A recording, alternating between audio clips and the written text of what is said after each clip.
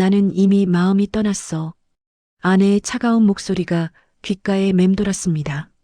그래도 나한테 마지막으로 기회를 한 번은 줘야지. 당신 마음대로 그렇게 끝내는 게 어딨어? 저는 절박했습니다.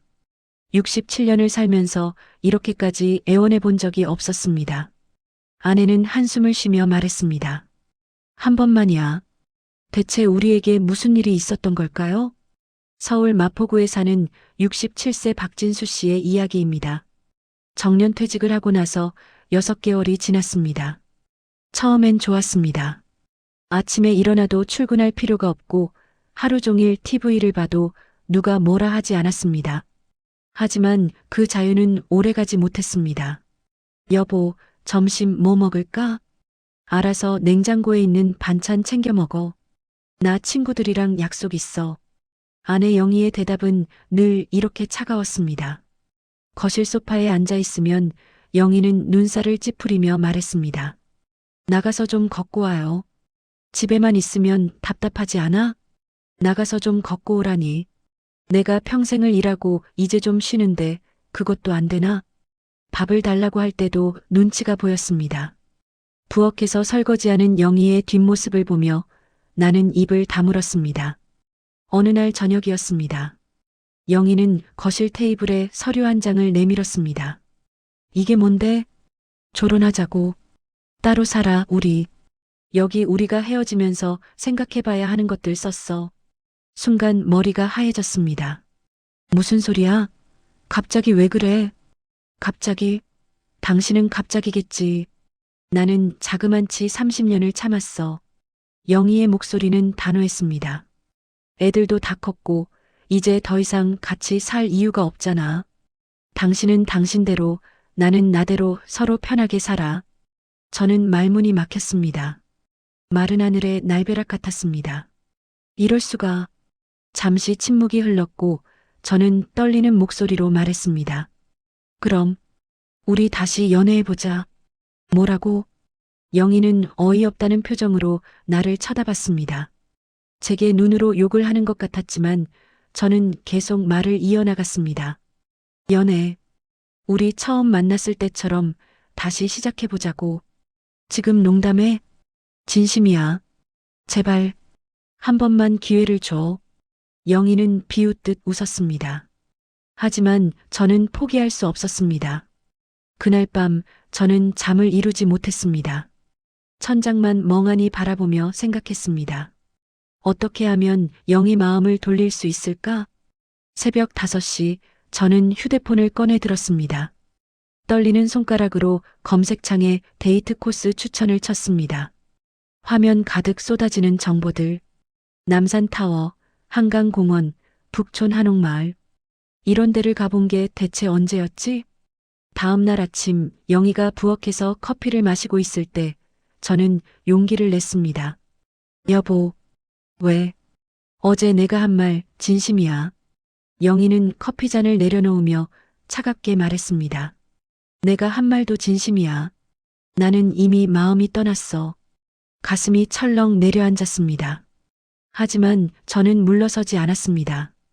그래도 나한테 마지막으로 기회를 한 번은 줘야지.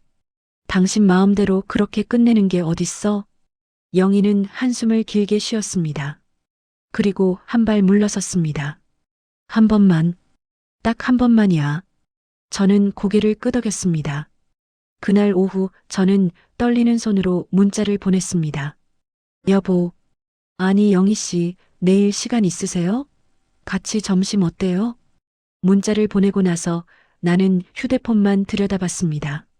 답장이 오지 않았습니다. 1시간이 지나고 2시간이 지나고 하루가 지나고 이틀이 지났습니다. 역시 안 되는 건가? 이틀째 되는 날 아침 저는 꽃집으로 달려갔습니다. 장미 꽃다발을 사들고 집으로 돌아왔습니다. 거실에 앉아있는 영희 앞에 섰습니다. 이거. 영희는 꽃다발을 보며 한숨을 쉬었습니다. 첫 데이트 장소는 남산 케이블카였습니다. 40년 전 우리가 처음 만났던 그곳. 케이블카를 타고 올라가며 저는 옛날 이야기를 꺼냈습니다. 기억나? 처음 여기 왔을 때 그때는 좋았지. 그땐 당신이 나한테 관심도 있었고, 지금은 내가 관심이 없는 것 같아?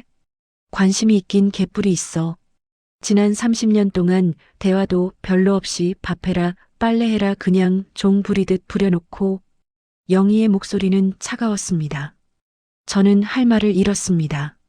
젠장, 이렇게 시작하면 안 되는데. 일주일 뒤 두 번째 데이트였습니다. 저는 영희가 좋아하던 옛날 노래가 나오는 라이브 카페를 찾았습니다. 이문세의 붉은 노을이 흘러나왔고 영희의 표정이 미묘하게 부드러워졌습니다. 이 노래, 당신이 좋아하던 거 기억나서. 영희는 아무 말 없이 노래를 들었습니다. 그때 제 휴대폰이 울렸습니다. 옛 직장 동료 김 부장의 문자였습니다. 형님, 오랜만에 한잔해요. 애들이 다 모인대요. 저는 답장을 하지 않았습니다. 그러자 이번엔 전화가 울렸습니다. 저는 아예 전원을 꺼버렸습니다. 영희가 물었습니다. 안 받아도 돼? 오늘은 여자친구랑 약속 있어서. 영희의 눈빛이 미묘하게 흔들렸습니다. 처음으로 영희가 피식 웃었습니다. 데이트가 거듭될수록 영희의 태도가 조금씩 누그러졌습니다. 세 번째, 네 번째, 어느덧 일곱 번째 데이트까지 이어졌습니다. 하지만 저는 여전히 서툴렀습니다. 백화점에서 영희가 예쁜 스카프를 보고 있었습니다. 감색 실크 스카프. 영희는 한참을 들여다보다 내려놓았습니다. 예쁘네. 가격표를 슬쩍 봤더니 망할. 뭔 스카프 하나에 28만 원이나. 그거 비싸 보이는데. 저도 모르게 말이 툭 나와버렸습니다. 영희의 표정이 굳었습니다. 역시 안 변하는구나. 영희는 돌아서서 걸어갔습니다. 저는 뒤에서 따라가며 후회했습니다. 바보 같은 놈. 그날 밤 저는 혼자 백화점으로 달려가 그 스카프를 샀습니다. 월급도 없는 몸에 28만 원은 큰 돈이었지만 상관없었습니다. 다음 날 아침 영희가 일어나기 전에 베개 옆에 스카프를 놓아두었습니다. 그리고 문자를 보냈습니다. 미안해요. 내가 좀 둔해서. 그래도 계속 노력할게요. 오후에 영희에게서 답장이 왔습니다. 고마워요. 짧은 문자였지만 제 가슴은 뛰었습니다. 어느 날 영희가 말했습니다. 친구들이랑 제주도 여행 가. 3박 4일. 그래, 조심히 다녀와. 영희가 떠나고 나니 집은 텅 비었습니다. 혼자 라면을 끓여 먹으며 생각했습니다. 내가 바쁘게 일이며 출장이며 스트레스 푼답시고 낚시 여행 갈 때 영희는 혼자 애들 다 보고 집안을 지키며 이렇게 보냈겠구나. 저는 회사 일로 바빴고 영희는 아이들 키우느라 바빴습니다. 우리는 같은 집에 살면서도 각자 다른 세상에 살았습니다. 이틀째 되는 날 영희에게서 사진이 왔습니다. 제주도 바다 앞에서 웃고 있는 모습. 친구들과 함께 찍은 사진이었습니다. 예전 같으면 아내의 문자를 대충 보고 씹을 테지만 이번엔 바로 답장을 보냈습니다. 예쁘네요, 영희 씨. 재밌게 놀다 와요. 조심히. 영희는 그 문자를 보고 놀랐습니다. 이 사람이 이런 문자를? 여행에서 돌아온 영희는 평소와 달리 부드러운 목소리로 물었습니다. 왜 이렇게 안 하던 짓을 하고 변하려고 해? 저는 솔직하게 답했습니다. 당신을 잃고 싶지 않아서. 영희는 아무 말 없이 고개를 끄덕였습니다. 연애는 계속됐지만 저는 점점 지쳐갔습니다. 데이트 비용도 만만치 않았고 영희의 마음은 여전히 확신하기 어려웠습니다. 과연 내가 잘하고 있는 걸까? 어느 날 영희가 말했습니다. 당신 힘들어 보여. 그냥 그만둬. 아니야. 나 괜찮아. 하지만 사실 괜찮지 않았습니다. 그날 밤 가슴이 답답했습니다. 숨이 가빠지고 식은땀이 흘렀습니다. 그냥 피곤한 거겠지. 참으려 했지만 통증이 심해졌습니다. 거실로 나와 물을 마시려는데 갑자기 눈앞이 흐려졌습니다. 쿵! 쓰러지는 소리에 영희가 잠에서 깼습니다. 여보! 거실로 달려나온 영희는 바닥에 쓰러진 나를 보고 비명을 질렀습니다. 여보! 여보! 나는 영희의 목소리를 들으며 의식을 잃었습니다. 멀리서 구급차 사이렌 소리가 들렸습니다. 미안해. 영희야. 병원 응급실에 하얀 천장이 보였습니다. 의사 선생님이 말했습니다. 스트레스와 불안으로 인한 협심증입니다. 계속 이렇게 무리하시면 안 됩니다. 저는 병실에 입원했습니다. 침대에 누워 천장만 바라보고 있는데 영희가 들어왔습니다. 밤새 잠을 못 잔 얼굴이었습니다. 눈이 퉁퉁 부어 있었습니다. 영희는 내 손을 잡았습니다. 따뜻했습니다. 바보. 미안해. 왜 이렇게까지 해요? 왜? 영희의 목소리가 떨렸습니다. 나는 영희의 손을 꽉 잡았습니다. 헤어지기 싫어서. 나한테는 당신이 내 집이야. 그날부터 영희는 병원에서 저를 간병했습니다. 병원식을 먹기 힘들어하는 저를 위해 집에서 죽을 끓여와 떠먹여 주었습니다. 호박죽, 전복죽, 흰죽. 한 입 더. 배불러. 거짓말 하지 말고 얼른 더 먹어. 먹어야 빨리 난대. 영희는 숟가락을 제 입에 가져다 댔습니다. 저는 영희를 보며 주책맞게 눈물이 났습니다. 어머, 당신 울어? 왜 울어? 미안해. 나는 당신한테 이런 거 한 번도 안 해준 것 같아서. 영희는 고개를 저으며 답했습니다. 이제라도 알았으면 됐어. 요즘 아주 노력하고 깨닫고 혼자 다 하는구만. 우리 이제 좀 잘 살아보자. 저는 고개를 끄덕였습니다. 일주일 후 퇴원하는 날이었습니다. 집에 돌아와 저는 영희에게 새 꽃다발을 건넸습니다. 빨간 장미였습니다. 이게 뭐야? 연애는 계속되는 거잖아. 영희는 꽃을 받으며 웃었습니다.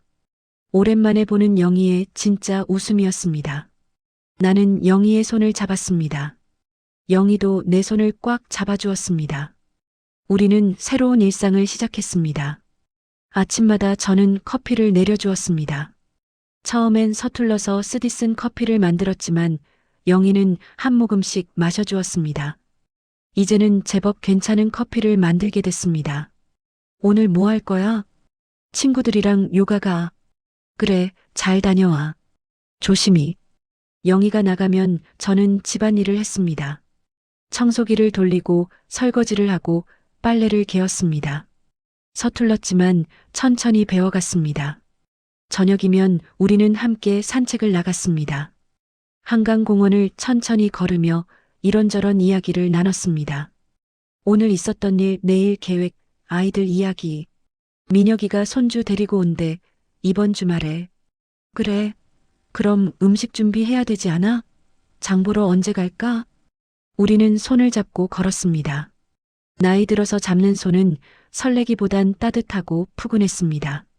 어느 날 저녁, 우리는 거실 소파에 나란히 앉아 옛날 사진첩을 폈습니다. 젊은 시절 함께 찍은 사진들, 결혼식 사진, 신혼여행 사진, 아이들과 함께 찍은 가족 사진. 그때는 몰랐어. 이게 얼마나 소중한 건지. 열심히 일해서 우리 식구 먹여 살릴 생각만 했지. 영희가 대답했습니다. 나도 몰랐어. 당신이 이렇게 변할 수 있는 사람인지. 창밖으로 봄바람이 불어왔습니다. 벚꽃이 흩날리고 새들이 지저귀었습니다. 저는 깨달았습니다. 사랑은 한 번에 완성되는 게 아니라 매일매일 다시 시작하는 것이라는 걸. 그리고 늦었다고 생각할 때가 가장 빠른 때라는 것을. 67년을 살아오면서 비로소 알게 된 진실이었습니다. 남은 인생, 우리는 함께 걸어갈 것입니다. 손을 맞잡고 서로를 바라보며 매일 사랑한다고 말하며. 박진수 씨와 영희 씨는 이렇게 새로운 시작을 하게 되었습니다. 평생을 함께 살았지만 이제야 진짜 서로를 알아가는 두 사람. 여러분도 주변에 조론을 하시는 분들이 계신가요? 아니면 조론의 위기에 두려워하시는 분들이 계신가요? 여러분의 배우자는 지금 행복한지 오늘 손이라도 한 번 더 잡아주시고 고마움과 사랑을 표현해 보세요. 진수 씨와 영희 씨의 새로운 인생을 응원해 주시고 여러분의 생각도 들려주세요. 댓글로 따뜻한 응원의 말씀 남겨주시면 큰 힘이 됩니다. 황혼의 사랑 아픈 배신 짜릿한 복수 황혼 고배사